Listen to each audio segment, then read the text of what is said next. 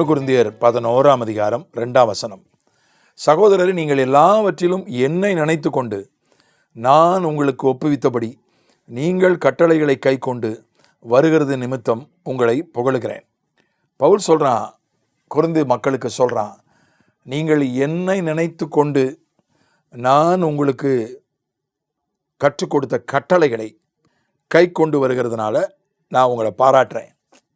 என்னை நினைத்து கொண்டு நான் உங்களுக்கு கற்றுக் கொடுத்த ஆண்டவருடைய கட்டளைகளை நீங்கள் பின்பற்றுகிறீர்கள், கை கொள்ளுகிறீர்கள் என்று பாராட்டுறான். ஆண்டவருக்கு கீழ்ப்படுறீங்க, ஆண்டவருடைய கட்டளைகளை கை கொள்றீங்க, சந்தோஷம். அப்படி அதை மட்டும் சொல்லலை, என்னை நினைத்து கொண்டு நான் உங்களுக்கு கற்றுக் கொடுத்த கட்டளைகளை நீங்கள் பின்பற்றுகிறீர்கள். என்ன நீங்கள் நினைத்து கொள்கிறீர்கள் என்பதை அவன் ஒரு நல்ல விஷயமா சொல்கிறான். கர்த்தரை தானே நினைக்கணும், ஒரு ஊழியக்காரனை நினைக்கலாமா என்கிற கேள்வி எழும்புது. இது ரொம்ப ஓவரா இல்லையா என்கிற கேள்வி எழும்புது. உன் வழிகளிலெல்லாம் கர்த்தர் இதை நினைத்துக்கொள், அவர் உன்னுடைய காரியங்களை செவ்வைப்படுத்துவார் என்று நாம் வாசிக்கிறோம், நீதிமொழிகளில் வாசிக்கிறோம். உன் வழிகளிலெல்லாம் கர்த்தரை நினைத்துக்கொள் என்றெல்லாம் சொல்லப்பட்டிருக்கு. இங்கே நான் ஊழியக்காரனை அவர்கள் நினைத்து கொண்டார்கள், அதை உற்சாகப்படுத்துகிறான், அதை ஆதரித்து எழுதுகிறானே என்கிற கேள்வி எழும்புகிறது. ஏன் அவங்க பவுலை நினச்சாங்க? ஆண்டவருடைய இடத்துல ஊழியக்காரனை வைக்கலை. எதுக்காக அவங்க பவுலை நினச்சாங்க? பவுலை நினச்சி பவுல் சொல்லி கொடுத்த ஆண்டவருடைய வசனங்களை நினச்சி அதை கை கொண்டார்கள். இன்னொரு இடத்துல எழுதுகிறான், 2 தீமோத்தேயு 2ஆம் அதிகாரம் 7ஆம் வசனத்தில் அவன் எழுதுகிறான், நான் உனக்கு சொல்லதெல்லாம் சிந்தித்துக்கொள். 2 தீமோத்தேயு 2:7, நான் சொல்லுகிறவைகளை சிந்தித்துக்கொள், கர்த்தர் எல்லா காரியத்திலையும் உனக்கு புத்தியை தந்தருள்வார். நான் சொல்லுகிறவைகளை சிந்தித்துக்கொள், தீமோத்தேயுக்கு எழுதுகிறான். என்னை நினைப்பது ஊழியக்காரனை எதற்காக நினைக்கணும்? அந்த ஊழியக்காரன் சொல்லி கொடுத்த வசனத்தை நினைப்பதற்காக, அந்த வசனத்தை கடைபிடிக்கிறதுக்காக. ஒரு ஊழியக்காரனை நினைக்கிறது அந்த ஊழியக்காரனுக்கு அளவுக்கு மிஞ்சிய இடத்தை கொடுப்பதற்காக அல்ல. அந்த ஊழியக்காரனை நினச்சி அந்த ஊழியக்காரன் சொல்லி கொடுத்த வசனங்களை கடைபிடிக்கிறதுக்காக அந்த ஊழியக்காரனை நினைக்கிறான், தப்பு இல்லை.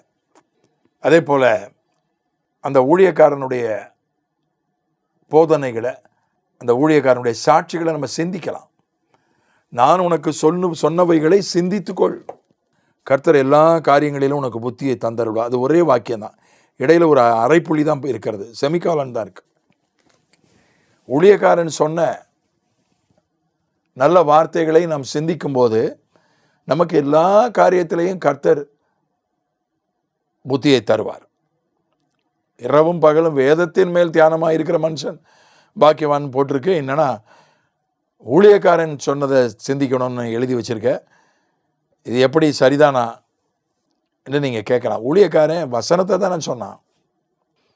அதாவது ஒரு வசனத்தை கொஞ்சம் அவங்களுக்கு ஏற்ற மாதிரி, கேட்குறவங்களுக்கு ஏற்ற மாதிரி அதை சுருக்கி அதை எளிமையாக்கி அதை கொடுக்கறது, அது ஒரு தாய்ப்பால் கொடுக்குற மாதிரி கூட சொல்லலாம். ஒரு தாய் தன் குழந்தைக்கு பால் கொடுக்குற மாதிரி ரொம்ப எளிமையாக, சுவையாக, ஜீரணம் ஆகிற அளவுக்கு அதை கொடுப்பது. ஒரு தாய் தன் குழந்தைக்கு பால் கொடுக்குறாள். அது மாதிரி ஊழியக்காரன் என்ன பண்ணுறான்?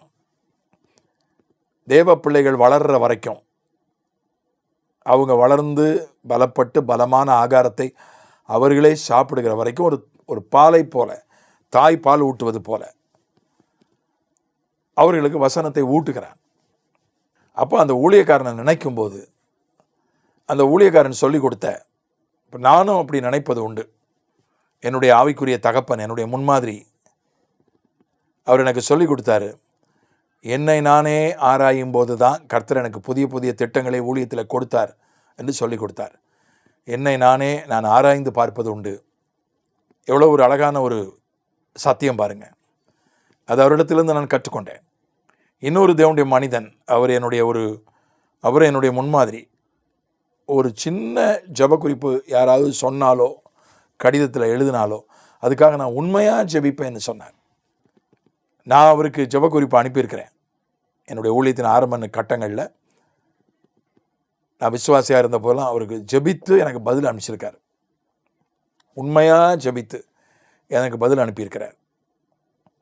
ஒரு நாளைக்கு அவருக்கு 2000 கடிதங்கள் வரக்கூடிய நாட்களில் நான் அவருக்கு கடிதம் எழுதியிருக்கிறேன். நான் வாலிபனாக இருந்தபோது அவர் எனக்கு ஜெபித்து பதில் எழுதியிருக்கிறார். அதனால் உண்மையாய் மற்றவர்களுக்காக உண்மையாய் ஜெபிக்க வேண்டும் என்பதை நான் அந்த தேவனுடைய மனிதத்தில் கற்றுக்கொண்டேன். என்னுடைய பாஸ்டர், என்னை பரிசுத்த ஆவிக்குள்ளே நடத்தின பாஸ்டர், அவர் எனக்கு சொல்லிக் கொடுத்தார். ஆவிக்குரிய ரீதியாக மட்டும் நம்ம சரியான ஸ்தானத்தில் இருக்கக்கூடாது, பூகோள ரீதியாகவும் நம்ம சரியான இடத்துல இருக்கணும். அப்போ தான் கர்த்தர் நம்மை ஆசீர்வதிப்பார்னு சொல்லி கொடுத்தார். நான் அவங்களெல்லாம் நினைக்கும்போது அவங்க சொல்லி கொடுத்ததெல்லாம் எனக்கு ஞாபகத்துக்கு வரும். நான் அதை சரியாக கடைப்பிடிக்கிறேன், நான் ஆராய்ந்து பார்த்து கொள்வேன். அதனால தான் அவருடைய புகைப்படங்களெல்லாம் நான் வச்சுருக்கிறேன். என்னுடைய ஸ்டோர் வெல்லில் அவங்க புகைப்படங்களை வச்சுருக்கேன். என்னுடைய ஷோ கேஸில் அவங்க புகைப்படங்களை வச்சுருக்கிறேன். ஏன்னா அவங்கள பார்த்த உடனே அவங்க எனக்கு சொல்லிக் கொடுத்ததெல்லாம் ஞாபகம் வரும். அதை நான் புதுப்பித்து கொள்வேன். நான் அதில் சரியாக போயிட்டுருக்கிறேனான்னு பார்ப்பேன். அதுமாதிரி ஊழியக்காரர்களை நினைப்பதில் ஒன்றும் தவறு கிடையாது. கர்த்தரை விட அதிகமாக நினச்சிடக்கூடாது. கர்த்தருக்கு அடுத்த மாதிரி ஊழியக்காரங்களை நினைக்கலாம். அவர்கள் சொல்லிக் கொடுத்த வசனத்தை, அவர்கள் சொல்லிக் கொடுத்த சத்தியத்தை கடைபிடிப்பதற்கு அது நமக்கு ஏதுவாக இருக்கும். ஆமென்.